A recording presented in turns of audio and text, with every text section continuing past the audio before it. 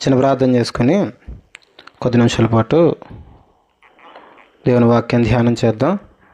దయచేసి అందరూ ప్రార్థన పూర్వకంగా వాక్యం వినడానికి సిద్ధపడతాం. ప్రార్థన. పరలోకమందున మా తండ్రి, దయ కలిగిన మా దేవ, ప్రభా, ఇప్పటివరకు ప్రభా సేవకుని నిలవబెట్టి మీరు మాట్లాడిన విధానాన్ని బట్టి నీకు స్తోత్రాలు.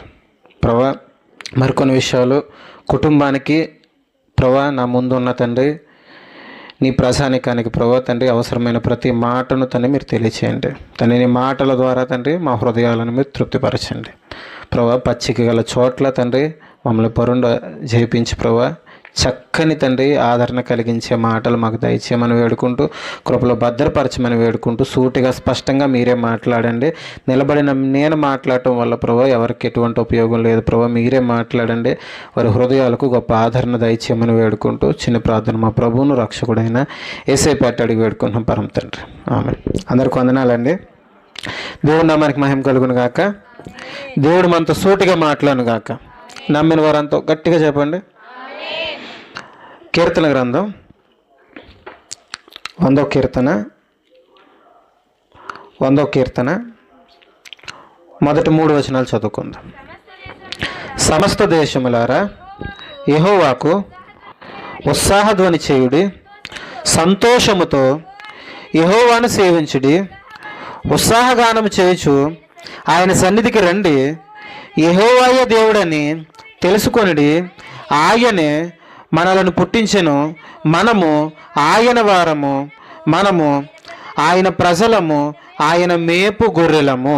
ఇక్కడ చక్కగా కీర్తనకారుడు తన భావజాలాన్ని, తన మనసులో ఉండే భావాలని వ్యక్తపరుస్తున్నాడు. 3వ వచనం ఒకసారి చూడండి.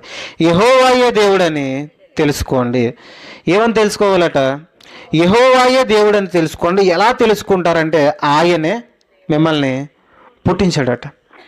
ఆ దేవాతి దేవుడే మిమ్మల్ని పుట్టించాడు. పుట్టించెను అన్న చోట ఒకటని అంకేసి కింద ఒక మాట రాయబడింది చూడండి. మనలను మనమే సృజించుకోనలేదు. అంటే ఈ భూమి మీదకి మనంతట మనం రాలేదట. ఎవరు పుట్టించారు? ఆ దేవాతి దేవుడే పుట్టించాడు. పుట్టించడం మాత్రమే కాదు, ఆ తర్వాత మాట చూడండి. ఆయనే మనల్ని పుట్టించెను, మనము ఆయన వారము, మనము ఆయన ప్రజలము, ఆయన మేపు గొర్రెలము. ఆయన మేపుతున్నాడట. గమనించండి, ఆయన మనల్ని సృజించాడు. మనంతట మనం ఈ భూమి మీదకి రాలేదు. అంత మాత్రమే కాదు, ఆయన పుట్టించి అలా వదిలేలేదట. ఆయన గొర్రెలుగా మనల్ని ఏం చేస్తున్నాడట? మేపుతున్నాడంటే పోషిస్తున్నాడు. ఆయన పుట్టించాడు. పుట్టించడం మాత్రమే కాదు, ఆయన పోషిస్తున్నాడు. ఆ పై మాట చూడండి. యెహోవాయే దేవుడని తెలుసుకోవాలి. ఎలా తెలుసుకోవాలంటే ఆయన నిన్ను పుట్టించాడు. ఆయన నిన్ను కంటికి రెప్పలా కాచి కాపాడుతున్నాడు. ఎలా కాపాడుతున్నాడంటే ఒక గొర్రె పిల్లను ఒక గొర్రెల కాపరి ఎలాగైతే కాచి కాపాడుతాడో అలా కాచి కాపాడుతున్నాడు.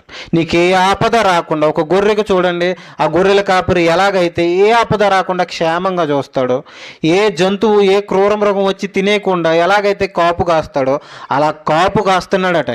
ఆయన పుట్టించి వదిలేదు, మనల్ని కంటికి రెప్పలా చూసుకుంటున్నాడట.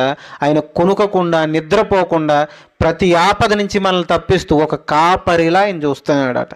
ఇవన్నీ చూసిన తర్వాత నీకు అర్థం అవ్వాలి ఆయనే దేవుడని. అర్థమవుతుందా? ఆపదల్లో మనం మొర్రపెట్టేటప్పుడు వెంటనే జవాబు వస్తుందంటే నీకు వెంటనే జ్ఞాపకం రావాలి, ఆ దేవాతి దేవుడే నాకు సహాయం చేశాడని. ఇప్పుడు కష్టం వచ్చేటప్పుడు దేవుని మొక్కుతున్నావు, ప్రార్థించిన వెంటనే జవాబు వస్తుందంటే ఆయన ఉన్నాడు.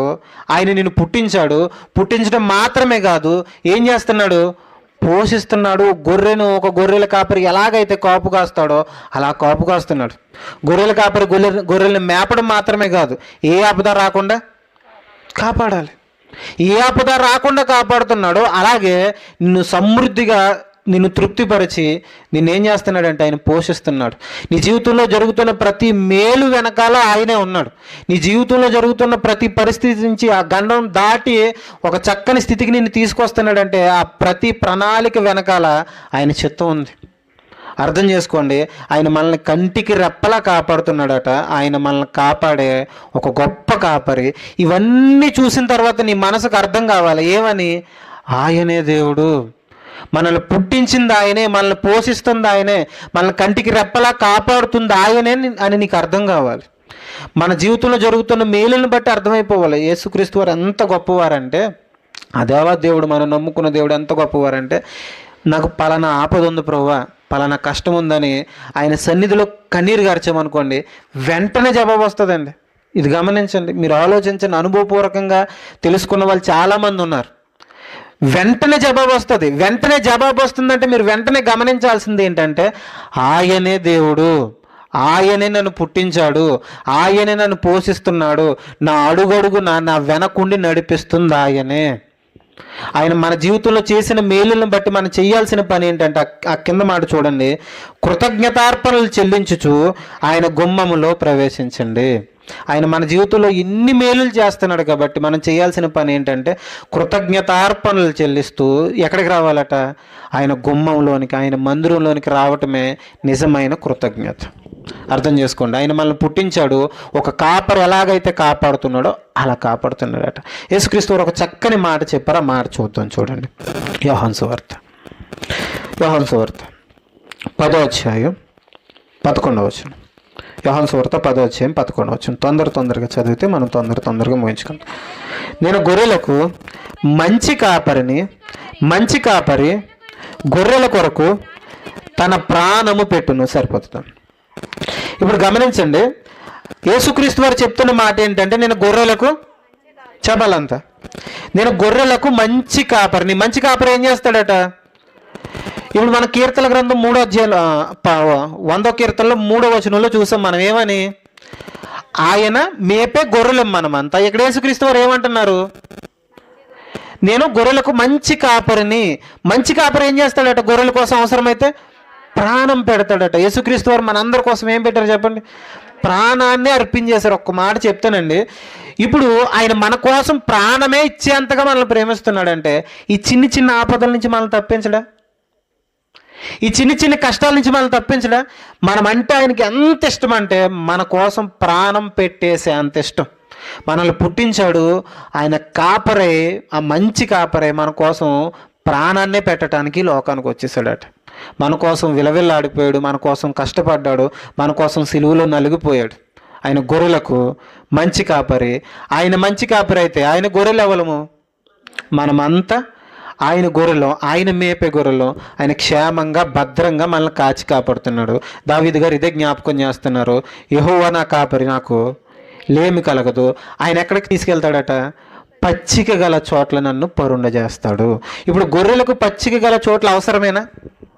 ఎందుకు? మేత మేయటానికి. ఇప్పుడు గమనించండి, పచ్చిక గల చోట్లకు ఆయన తీసుకెళ్తున్నాడని అది గొర్రెల కోసం చెప్తున్న మాట కాదు, దావీదు గారు చెప్తున్నారు.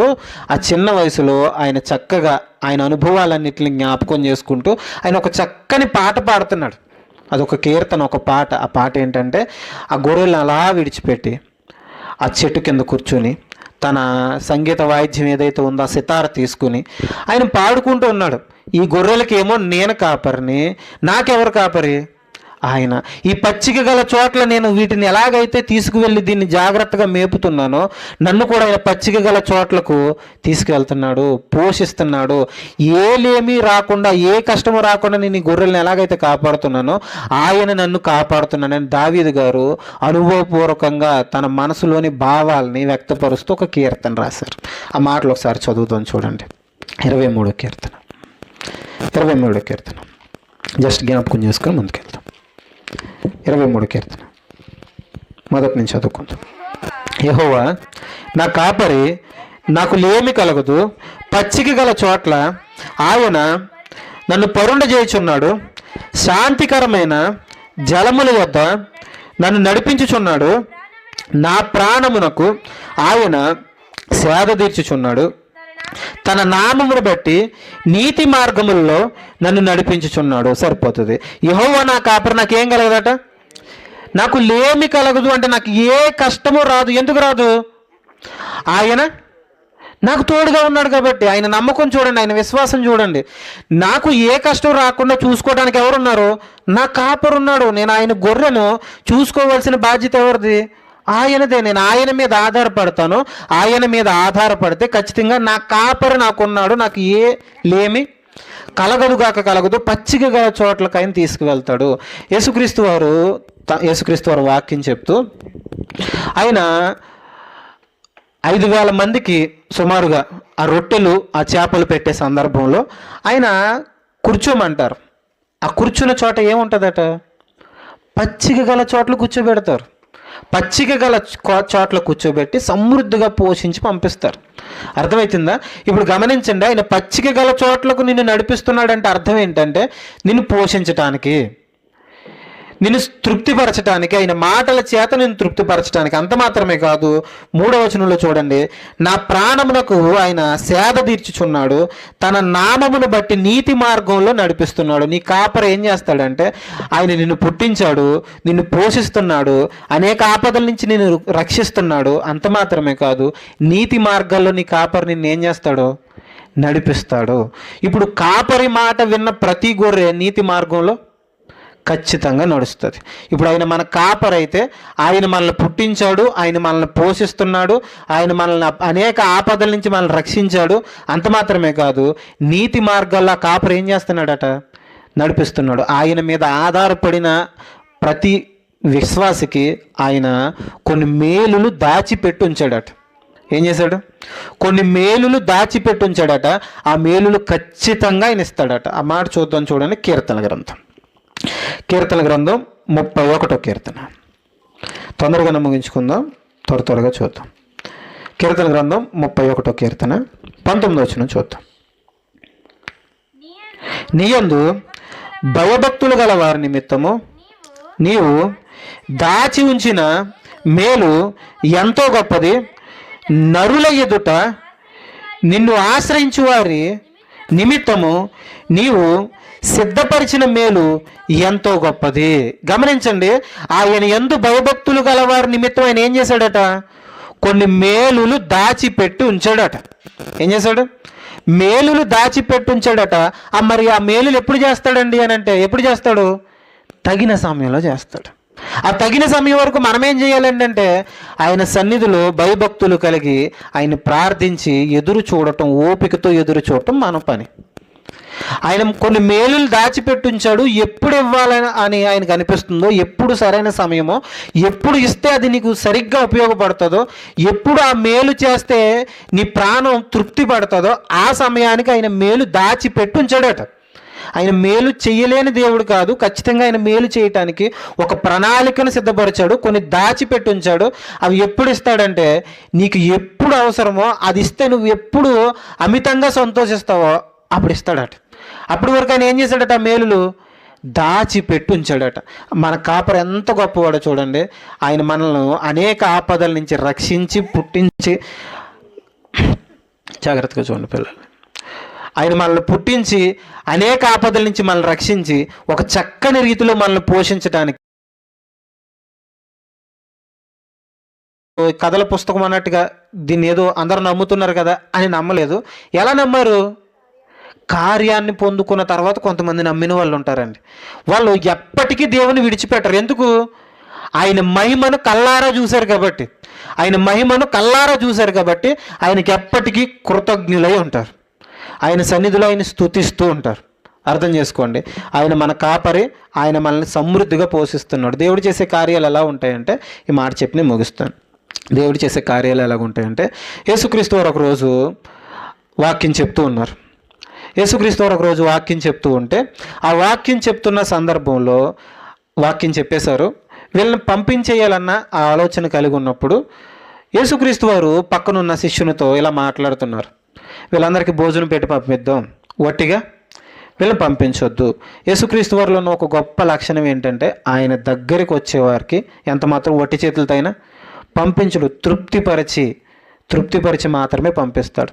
అలా పంపిద్దామని పక్కనున్న శిష్యునితో, ఆ పిలుపుతో చెప్పినప్పుడు పిలుపు ఇలాగ అంటాడు, ఇంతమందిని పోషించడం ప్రభువా మన వల్ల అవుతాం. 200 దేనారాల రొట్టెలు తెచ్చినా సరే వీళ్ళని మనం పోషించలేం. వాళ్ళకి కొంచెం పెట్టినా కూడా సరిపోదు. 200 దేనారాల రొట్టెలు తెచ్చినా వాళ్ళకి కొంచెం పెట్టినా కూడా వారికి సరిపోదు అని చెప్పడం జరిగింది. కొంచెం కొంచెం పెట్టినా సరిపోదని చెప్పడం జరిగింది. కానీ యేసుక్రీస్తు వారు ఆ రోజు చేసిన అద్భుతం ఎంతటి అద్భుతం అంటే, అక్కడ ఉండే కొన్ని రొట్టెలు తీసుకుని, 5 రొట్టెలు 2 చిన్న చేపలు తీసుకుని ఎంతమందికి పంచిపెట్టారట?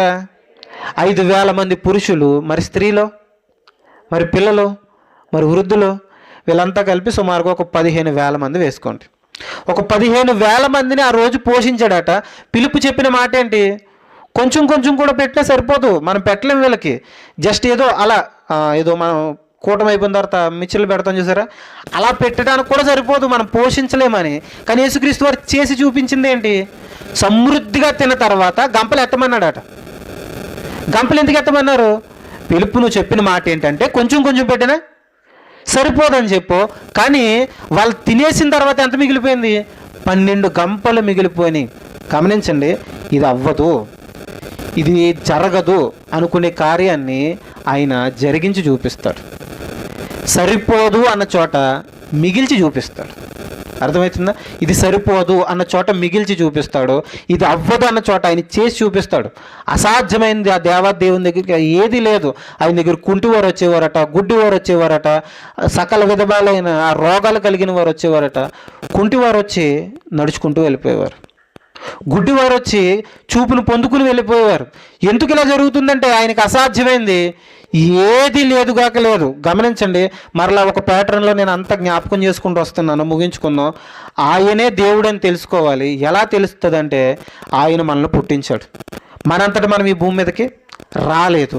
ఆయన మనల్ని పుట్టించాడు. పుట్టించడం మాత్రమే కాదు, ఆయన మనల్ని పోషిస్తున్నాడు. ఎలా పోషిస్తున్నాడంటే, ఒక గొర్రెల కాపరి ఆ గొర్రెని ఎంత క్షేమంగా చూస్తాడో అంత క్షేమంగా మనల్ని చూస్తూ వస్తున్నాడు. అనేక ఆపదల నుంచి మనల్ని రక్షిస్తూ వస్తున్నాడు. ఇక్కడ జరగదు అనుకునే కార్యాన్ని జరిగించి చూపిస్తున్నాడు. ఇది అవ్వదు అనుకునే కార్యాన్ని ఆయన కల్లారా ఆయన మహిమని చూపించి మనల్ని ఆయన మేలు చేత మన హృదయాలని తృప్తిపరుస్తున్నాడు. అలాంటి గొప్ప దేవుని మనం నమ్ముకున్నాం.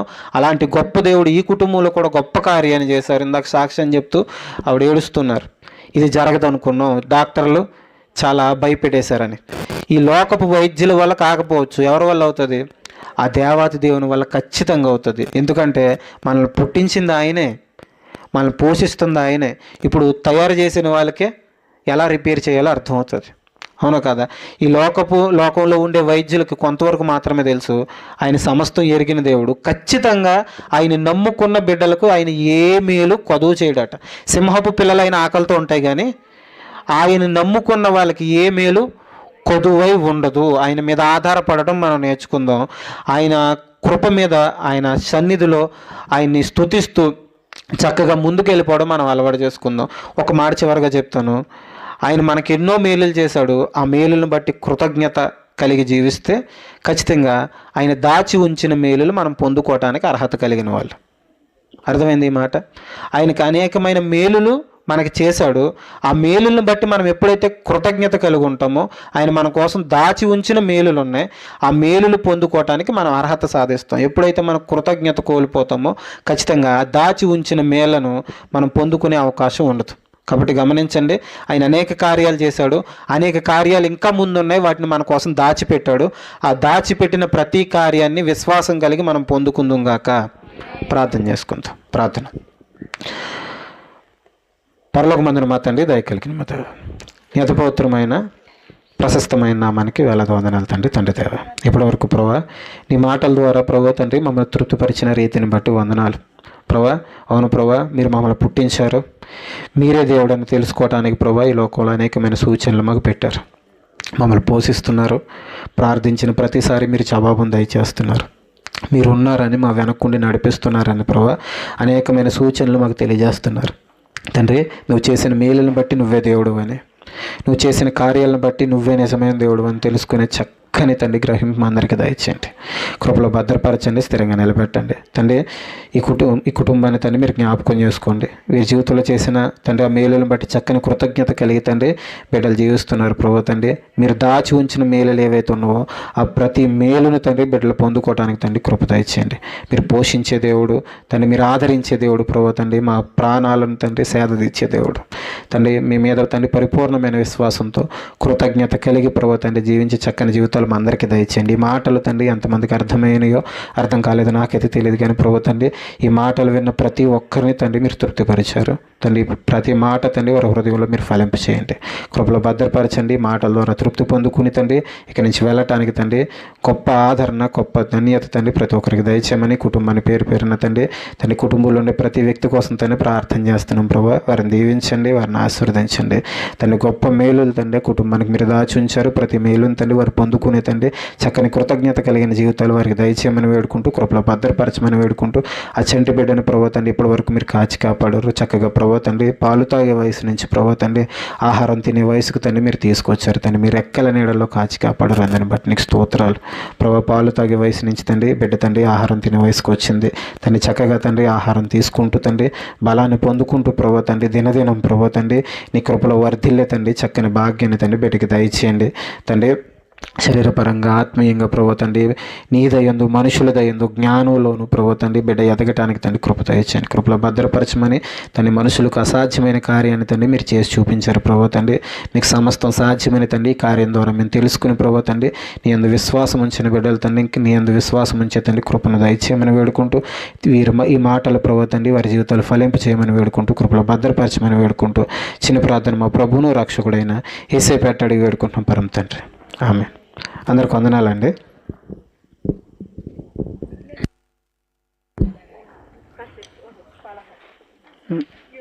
ఎవరు వెళ్ళిపోకండి, అల్పాహారం ఉంది అది తీసుకుని వెళ్ళండి.